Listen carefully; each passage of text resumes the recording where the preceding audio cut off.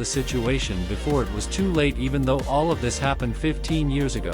Jared said he could still blame himself, remembering his mother hospitalized on a stretcher in his past life, but Le began shaking the vial with a potion and said he was there because he understood how Mia felt. He also said he didn't want the girl to feel the pain he went through and wouldn't let her lose her own mother. Up on the rooftops, Lakaz was chasing the bandit, aiming to capture him. The soldier quickly tried to strike the unknown man, who easily defended himself with his sword. The man then used his small dagger to deflect the soldier's sword, and quickly tried to cut his neck. However, as a servant of his lord, Lays easily dodged the attack from his opponent, surviving the assault with his enormous sword. He began pushing the bandit back, trying to corner him. The unknown man realized that the soldier was trying to restrain him with brute force, so he aimed at his weak point, managing to dodge an attack from Lax that almost split him in half. The thief then said he would finish it, now rushing at Lacey's and quickly hitting him with a kick. Surprisingly, even with the impact of the blow, Lacey's only stepped to the side, still standing after the kick. The bandit realized that his strike hadn't even scratched the man, and he didn't even need to dodge. Lack is then questioned if that was all the bandit had. The soldier quickly made a downward strike with his sword, questioning how the bandit dared to go against Kia with such lamentable lack of skill. The bandit barely managed to defend himself with his small dagger, but was thrown upward. Afterward, in the air, he looked at the soldier, stating that he was stronger than he thought, and that the people who hired him hadn't informed him that the chief of the guard was so powerful. Looking at his opponent, who was on the roof, the UN man questioned how that soldier had suddenly become so strong. It was explained that the reason Lacus was so good in an individual battle was because he could control the killing power thanks to his special inclination. Mormal and Justice Likas could surpass his limits and enhance his physical abilities whenever he fought against bad people. The bandit then landed, and it was concluded that person identified as a villain would never be able to win against Lax. The Sodders stepped forward, telling the unknown man to surrender quietly because he would never be able to win this fight. After hearing that, the unknown man said it was a surprise because he had planned to kill the chief of the guard if discovered, but he had given up on that. He then said he would leave for now, but the soldier got angry, asking if the thief thought seeing was done by gathering mana associatively, which was a simpler method, as various small energy spheres began to unite. With his other hand, he performed another spell, explaining that this was done by forcibly gathering mana using the force condensation method. Mia, curious, asked if both could be used for magic. Then wouldn't it be better to practice just one method? Jared, dressed in strange clothing, affirmed that everyone thought that way, dressed as a wizard. He said that however, evil magicians often corrupt the surrounding mana, and if that happens, a magician who uses the associative method won't be able to use their magic. M was alarmed, saying that a magician not being able to use their magic was indeed extremely terrible and concerning. Jared concluded his explanation, saying that therefore, even though it was more difficult, everyone also needed to train the force condensation method. The girl said she understood, but questioned why her lord was dressed in strange clothes and had a funny mustache. Taking off the costume, the boy said he was trying to look like a magic trainer, using that. Behind a door, Mary's voice could be heard apologizing and saying that it was breakfast time, so Mia ran off. The woman asked if she was bothering her lord, and he replied that she wasn't because he was also curious to see the dish she had cooked, calling her Chef Mary. The woman, now cured of the disease and dressed in a cook's outfit, since she hoped the lord would like her dish. The man asked if she was already well enough to work, and the woman replied that thanks to him she was better. However, for some reason Isabella was still observing our protagonist with a mischievous look, saying that, as expected, he really was different. Barrios made apart particles formed in the air, and our protagonist, who was sitting meditating with a slim body, thought that people always search for shortcuts, expelling all the particles. He added that everyone looked for a training method to increase their mana by 2 or 3 points, but all of them were inferior. Looking at the system screen and receiving the notification that he had created a new training method, asking him to enter the name. What separated the shortcut from those few was the ability to turn the shortcut into their own real path, and his training method was superior. While thinking about what name to give this method, the boy said that this would be the first of his marks in this world, so it would be nice to invent a proper name. Bug player, the one who loves all the shortcuts used to facilitate their journey. Lying in the Isabella with her tongue out began to laugh, saying she had been spying on the secret training methods of many magicians, but the boy's method showed an interesting difference. Our protagonist asked the demon if she could see the flaw in this method, and the woman said yes. Although normal people couldn't see it, she said she could also affirm that the boy was cheating because he was artificially good at attracting pure mana to his body, coming up behind the boy and placing her hand on him. Isabella stated that he wasn't a person from this land. Jared got extremely worried hearing that, questioning what the woman was talking about, and Isabella began to laugh. The demon commented that she was just asking if the boy came from another continent, because there were rumors that people from the eastern continent were good at mana manipulation. Relieved, the boy lied, saying that now that she had mentioned it, you remember a story from his ancestors, that in their time there was a myth saying something about that. The boy thought that the eastern continent was a major expansion for Paradiso that had been ambitiously worked on for 5 years, but he died before release. Isabella took advantage of this, questioning what the boy was thinking. At that exact moment, the warning said that many interesting things had happened to her when she was with the boy, so she was extremely curious about him. The demon suggested they take it slow and talk with each other a bit, since he was the only one who could see her. She touched Jared's eye, looking at the ability she had granted him, but the Lord quickly responded that the mind's eye belonged to him. Blushing, Isabella said he could forget about it and keep the ability, considering in a wedding gift for her future husband. Isabella explained that at first she really didn't like the boy's fat body, but now that he had lost weight he seemed acceptable. Astonished and shocked, Jared couldn't believe what he was hearing and asked if that was why she had been watching him sleep so much. Judging him, Isabella said he was a great man, and since she had died without experiencing carnal acts, she would accept him as her partner. She also mentioned that he had given her his first kiss, which made the boy really uncomfortable. Jared, in a panic, said he had to go to the territory of Rella, but the woman asked him to wait, calling him my love. After some time, Hayes was seen reading a letter from Lakis to the Lord. In the letter, Lakis wrote that Lena was extremely talented. He was impressed by this. Our protagonist said that the final date for Lena to be the strongest person in Creo would be by the end of the month, and she must be especially talented, which confused Hayes. The Lord asked Hayes to please tell Lax that he would soon find a teacher for Lena, and the girl readily agreed. Jared thought he remembered some candidates for the position just in time, since he was looking for someone to make the girl extremely strong.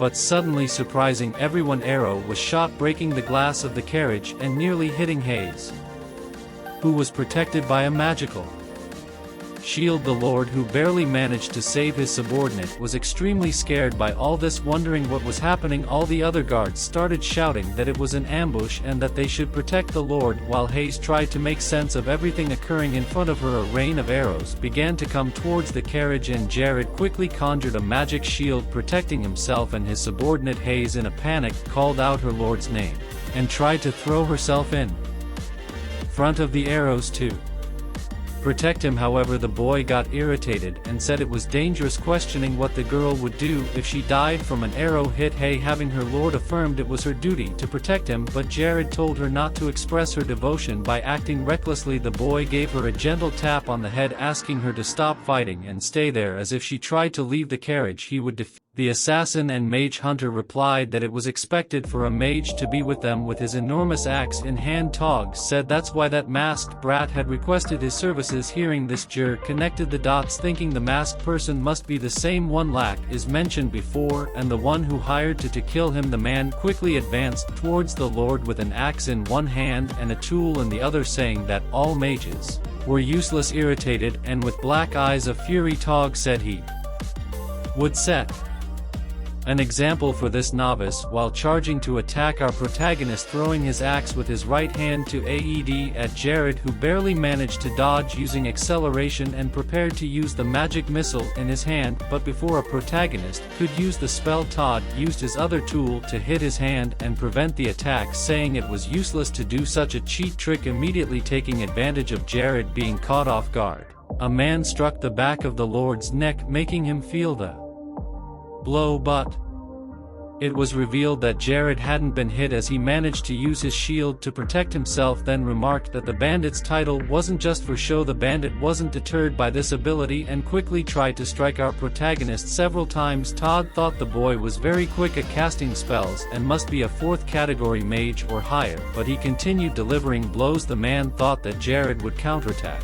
if he stopped, so he wouldn't let the Lord attack or defend, continuing his barrage of strikes against the shield. The guards were astonished by the fight, and the bandits convinced themselves that their master was winning, so Todd began to mock our protagonist. However, when Todd was about to land a hit, Jared quickly grabbed the man's staff, stopping him immediately. The Lord realized it was a magical artifact, and the bandit wondered how that mage had stopped his attack. Our protagonist said it was just in time, since he felt bad about not having any magical artifacts, declaring that he would take that one.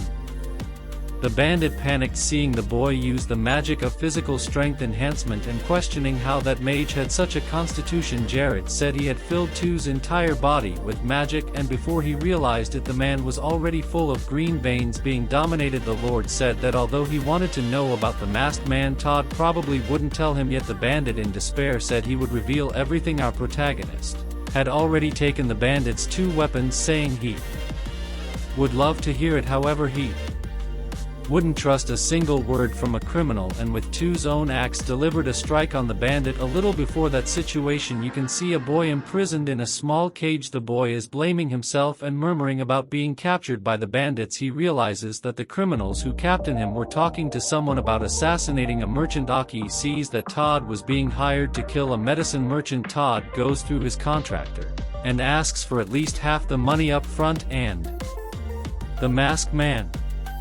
agrees. The masked man thinks that all the residents of Kia's territory were cured by that medicine. This meant it was easy to find the materials for the potion, so it was certain that our protagonist would go to Ranella to try to gain favors. After a walk, Todd reaches the top of a mountain and wonders if this is where the merchant would appear, and the other man confirms it. Aki, seeing the situation, comments that those assassins had already killed 11 people that week, so someone needed to stop them. We return to the moment when Jared was delivering a blow to the bandit while saying he didn't believe his word. Aki, seeing that scene, gets excited since the leader of the bandits have finally been defeated. The Lord doesn't stop and begins to cast spells, advancing against the remaining bandits. The boy who was in prison becomes really excited to see that, thinking that Jared was the handsome warrior who would save him after all that situation. Aki can be seen hugging Jared, thanking the young man for saving him. Jared is happy about that, but asks if the boy could at least give him some space. The boy moves away from Jared and apologizes, saying he did that unconsciously because he was happy during their journey to Ranella. The two talk, and Aki tells how he was captured by the bandits after trying to negotiate magical stones. Hearing that, the noble apologizes to the boy as all that happened because there weren't enough people traveling those roads to protect them. Aki thanks the boy, saying he thought he would die soon, but his savior appeared to rescue him. Looking at Aki, our protagonist thinks that he is one of the main investors on the eastern continent who bought a kingdom using his astronomical prosperity. With great talent for analyzing and predicting market trends, he always managed to be a pioneer of new trends and dominated markets surrounding new fashion items. The boy also thinks it doesn't make sense for that great future merchant to be in K's territory. Jared says he understands that Aki is having difficulties because he lost all his wealth, and thus he wants to make him an offer. He states that he will give the boy 15% of the profit if Aki sells a certain product in Ren's territory. In his mind, Jared comments that Aki was an exceptionally well-known figure, so it was better to keep him as an ally. However, surprising our protagonist, Aki accepts the offer, but instead of the profit, he wanted the noble to grant him 2 wishes. Aki also asks for Jared's trust, as he is sure he will do a good job and make a good sale. Jared agrees, but informs that depending on the wishes, they might be denied, and hearing that the young merchant agrees shilly, he says that his first wish is for Jared to call him Aki. The blonde agrees. However, upon hearing that, Isabella becomes furious with jealousy. At that moment, Aki also says that he will reveal his next wish at another time, all in Rel's territory. Hayes comments that he thought the territory would be boring, but it turned out to be amazing. Haki replies that there are many people who think that way, But humans cannot resist the great wealth that the dungeons offer. Jared mentions that once the problem of Rel's disease is resolved, the territory will have great development potential after settling a place. Jared thanks Aki for managing to start the business in a good location, and the boy says he was just returning a favor in front of the large barrel. Aki asked the blonde if that was the medicine the man was selling to cure Rel's disease, and the L replies that it wasn't yet after filling a container with the liquid. Charisma, he states that it didn't matter to spend one more gold coin before dying from the disease, and he promptly pays Aki thanks for the purchase and finally asks the man to leave his signature on a contract made by Jared. Reading the paper of the adventure is a bit hesitant, but he knows that this is his only chance. Then he signs the paper and immediately drinks the potion. Jared says it will take 30 minutes for Tolan to feel the effects of the medicine, so the adventurer could rest a bit. The man says he bought it because he trusted Aki, but if it's a fraud he would take revenge on a protagonist. But before he could say what he would do, Jared states that if it's a scam he would give the man 1,000 gold coins as compensation. Flynn, convinced, leaves and Jared simply watches the man walk away. Aki informs Hayes and Jared that he will spread some bait before officially starting to sell. Jared takes the opportunity to start making the medicine again, and upon seeing the equipment's information he realizes that the production skill bug was working. He explains that in the game Paradise, proficiency in medicine production is based on the produced. Some powerful medicines like the cure for Rel's disease may suffer a 24-hour penalty that prevents gaining more experience, but if the product's ownership changes to someone else except for the XP, all other data about the medicine will be transferred to its new owner. In other words, the 24-hour penalty will apply to the buyer 2 hours later as they finish the preparations. Hades comments that Aki was late. Jared, confident, responds that the young man will be there soon. Suddenly a huge rumble shakes the entire place. Looking into the distance, Hayes asks his lord to see something, and looking in that direction the lord sees several people running towards where the two were. Hayes panics, not understanding why those people were running in their direction, and everyone realizes that Aki was accompanied by the first customer and several other adventurers. The whole crowd rushes to buy the medicine sold by Jared. A commotion over who would be first in line ensues, and Hayes starts trembling, hearing some good comments about Kia Yum. Jared feels somewhat happy, but shortly after hearing some criticisms about his country the boy becomes irritated. Aki tells the entire crowd that he will start selling the medicine only that day and warns that anyone who wants to buy the potion on other days will have to go to Caribia. The boy also warns that since the Nightmare Forest has few hunters and adventurers who go to Caribia can have fun in the forest and acquire the potion at a lower price. Jared and Hayes begin frantically serving all the customers while Aki continues his advertisement without hesitation. Seeing the young man's charisma, all the adventurers buy the potions. After a long day of work, it was already night and it was snowing inside a residence where they were staying. Jared thinks that the profit from the medicine sales was 12,200 in gold. If he converted that to Brazilian rus, it would be approximately 53 million rus, proving that monster hunters were indeed wealthy. Sohn suddenly surprises the Lord and asks if he was satisfied with today's profits. Jared asks this person why they were wandering around instead of sleeping, and Aki replies that he just came to ask for his other wish. The blonde remembers that the young merchant had only asked for one wish and that there was still one more, so he asks what it would be. A cub bows and states that he wishes to be Jared's vassal and manage a trad company under the Lord's supervision. The young man affirms that he is still an inexperienced merchant, but if Jared gave him a chance he would build the best trading company in the north. Hearing this, the Lord mentions that the boy had a lot of courage for someone who had been kidnapped by bandits. Smiling, the boy says he was already thinking of having Aki as an employee, but being an official of trade, someone at the center of Kriba, was not an easy position to obtain. Aki says he knew that, so the Lord responds that he will give him the position because he promised to grant the boy's wish. He adds that the boy's vision of seeing the Potential for Kia's development and his ambition to reach such a high position were admirable qualities. The boy thanks him extremely proud, and Jared tells him to go to sleep because they would return to Kia's territory the next day. Going to the balcony, the blonde thinks he was happy to feel the warm spring wind as in his territory the wind is always cold back in the territory. A few days pass and Jared informs that thanks to the bug his skills in mixing medicines and creating potions have risen to level 35. Using the automatic production they bought 24 bottles of medicine can be produced in a single day, and each bottle is sold for 39 gold, meaning they earn 900 gold per day since it is sold only in Caribbean. The hunters who went to take the medicine also stayed to hunt in the Nightmare Forest, and thus the number of mana stones increased thanks to the rumors that spread. Merchants from the region also went to visit Kia to profit from the changes in the territory. The territory of Kia had become more prosperous than even Jared had planned, as it gradually became famous for its achievements in medicine. In a mysterious place a horse can be seen at high speed. Isabella questions where Jared was going as the boy was heading in an extremely isolated direction. The girl thinks that for some reason the young man wanted to take his own life and becomes desperate. The blonde retorts that the girl was wrong and explains that he was going to defeat Lich Delk. Isabella becomes even more furious, stating that this was much worse than suicide.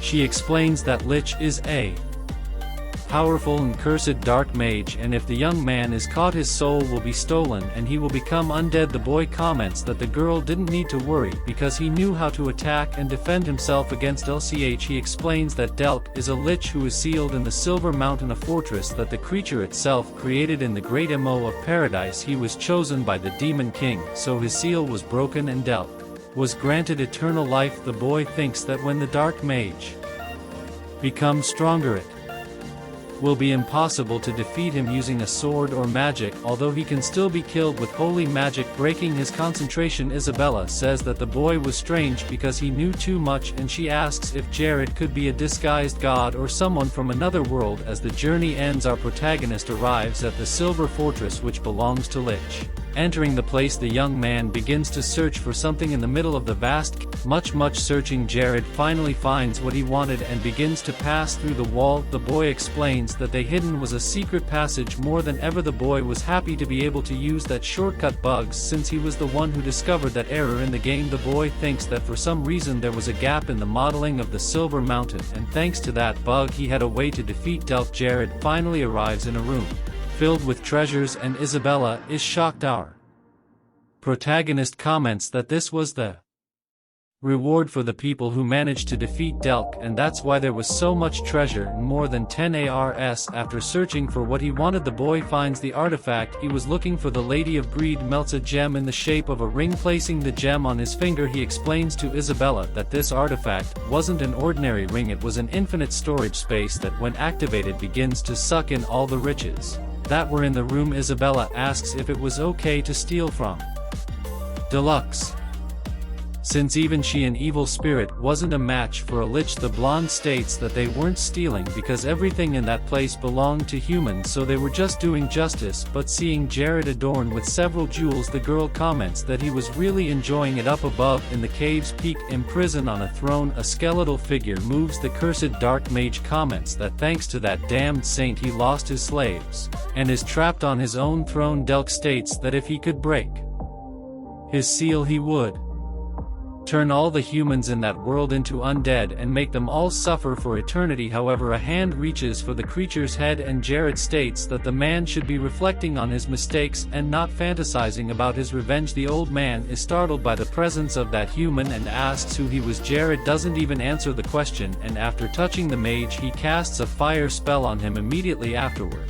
He claims to be a rising hero in that world, but Lich, now in a fully skeletal form, asks how our protagonist managed to get through all the traps and illusions. Seeing that Lich was still fine even after the attack, Jared steps back from the undead. He thinks that Delk is a mage who traded his own humanity for power, strength, and eternal life. Since he no longer has a physical body, he was forced to use a magical manifestation remotely controlled through a vessel of energized life force. However, Delk lost his life force vessel to his saint and was forcibly chained to a body now severely weakened. If he dies he won't be able to resurrect. Jared remarks that he has to maintain the correct distance between himself and his target to avoid Lich's dark magic which absorbs life. After all, he had fought this opponent several times before dodging a few strikes. The young man prepares an attack called Lightning Flash and quickly launches it at his opponent, defending himself with a red barrier. The undead claims that it is useless, however he doesn't notice that several attacks strike him from behind. The mage asserts that Jared didn't mean to waste so many arrows at once as he would deplete his mana if he continued like that, which would be better for him. Lich realizes that the flames cast by our protagonist are burning his body with holy power. Upon analyzing, he notices that the boy had stolen the saint's artifact that can grant the holy attribute to attacks and asks how the young man found his treasure. Finally, Del comments that this is strange and therefore it would be better to get rid of Jared as soon as possible, and he begins to prepare a spell. Our protagonist remains unfazed and states that he was there to meet his favorite old mage and should be treated a little better. He then breaks Lee's barrier and prepares another attack. The young man strikes the skeleton with a fireball and immediately passes by him. Jared thinks that the tactic of attacking Lich before the undead could counterattack is working, preparing an attack with his staff. The young man also comments that while there may not be a quick way to defeat Deluk, if he keeps applying the same pressure he will win. Delk thinks that his opponent knew exactly what to do, but still this was his territory and he had the advantage. He then orders his MS to rise and several skeletal creatures begin to emerge. Finally, he commands all those skeletons to punish a protagonist and the monsters obey. Isabella panics and tries to warn her master that the undead were approaching, but he already knew. Jared realizes that this was not a standard move from Delk and supposes that the skeleton acted this way because he had not yet been fully resurrected.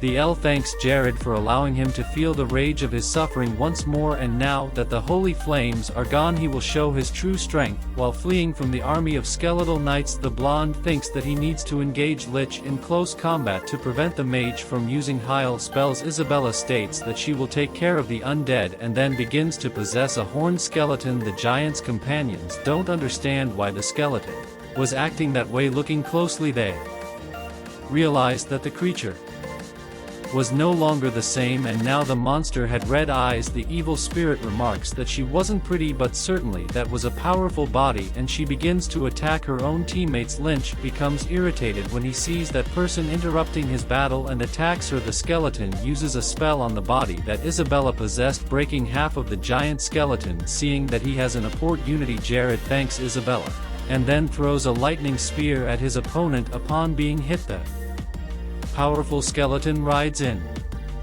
pain, and at that moment our protagonist states that more lightning attacks are on the way and launches them at his enemy. The dark mage comments that he wouldn't fall for that trick again and raises a bone wall to shield himself from the attack. However, for some reason the lightning strike begins to pierce through the barrier and goes through Lich's chest. The skeleton can't believe what he's seeing and asks if his opponent had cast 2 spells at once. Confident in his victory, the blonde claims that this was his own style of magic and that Dello had underestimated him. Immediately afterward he uses his staff along with the ring he had taken and begins charging his spell with the holy attribute. After hitting Deluk squarely, the skeleton burns in despair with the attack. Lich can be seen unconscious on his throne. Isabella, who was possessing the skeleton's body, still can't believe that the two of them had defeated Delk. Jared, seeing this, walked slowly toward the mage's body, prevented him from doing so, but changing his demeanor, Delek declares that fear and death didn't exist for him and that made him laugh. The demon claims he is a lich, the bearer of plague and the one who rules over death and charging all this purple energy. The skeleton says that he is Lich Delek. After invoking his true power and taking on a new form, the demon comments that he will now play with Jared.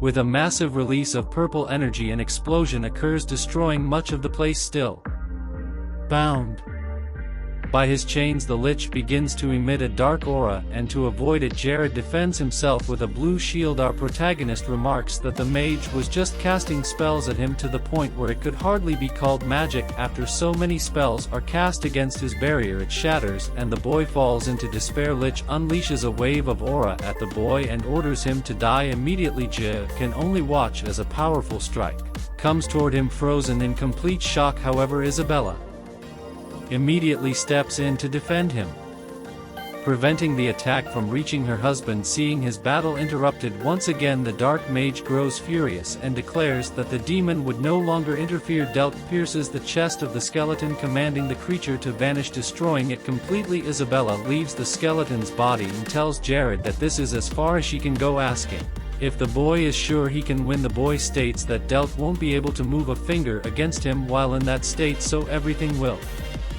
be fine. Shin says that he was confused by Lich's appearance and powers at first, but he still hadn't changed his patterns. Just like any other monster in Paradise, Tong knew everything about Delt. Whether it was the way he attacked or dodged, it didn't matter, he knew it all. So our protagonist advances for the creature. Lich calls the young man a little rat and comments that it's time for Jared to be crushed. As a result, a hand appears above the boy. Jared adds that he even knew all his enemies' tricks and easily dodges the attack, surprised that his opponent managed to evade that strike. The dark mage bursts into laughter. The blonde arrogantly states that the one thing he was certain of was that he would defeat that skeleton, but the creature responds that it's unlikely as the young man was too busy dodging the blows. Suddenly, right in front of Lich, Jared appears and declares that he will definitely defeat the skeleton. Dilig realizes that his enemy used a 4th-class spell, and from the beginning Jared had only been pretending to weak.